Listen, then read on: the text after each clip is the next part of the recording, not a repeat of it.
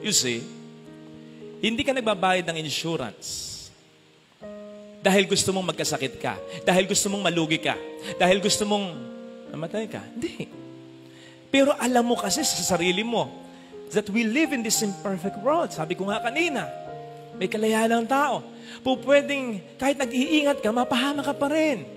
Nag-iingat ka sa pagdadrive, yung kasalubong mo, hindi.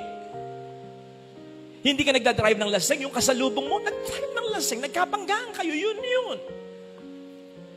Nagtitipid ka, makakagasta ka. Hindi ka gumagawa ng problema, yung mahal mo ang gumawa ng problema. Aakuin mo sa iyong sariling problema. Ito na yun, na hindi mo kontrolado talaga.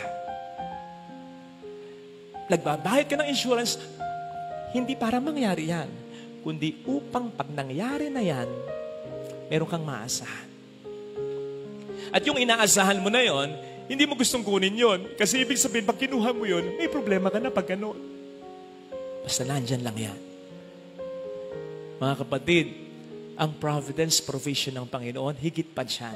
Kasi kahit wala pa yung problema, eto na may mga biyaya, may mga pagpapala na. Pero oras na nagkaroon ng problema,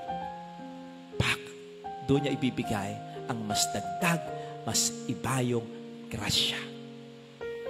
Na yung mga bagay na meron tayo, na yung mga tao sa buhay natin, mas pag-iigtingin pa niya ang mga yan. Mas magkakaroon ng isip, yung mga mahal mo, mas magkakaroon ng pagkakaisa sa pamilya niyo, mas tatatag ang pananampalataya, mas makikita mo yung mga inipon mo, ito, aasahan mo na.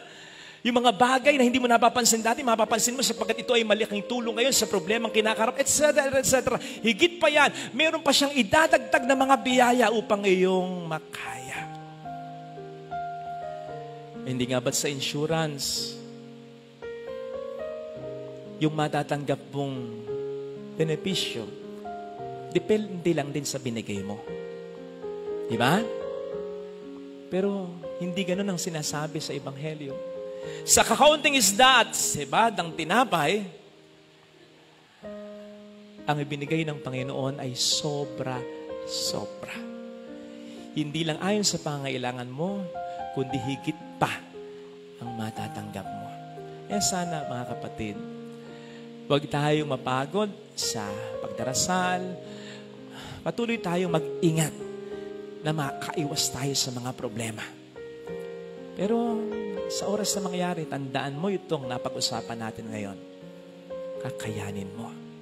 Kasi may grasyang magmumula sa Panginoon at sa Diyos na kahit wala pa yung problema, ay binibigay mo na ang buhay mo. Ito sana ang hilingin nating biyaya sa banal na misang ito.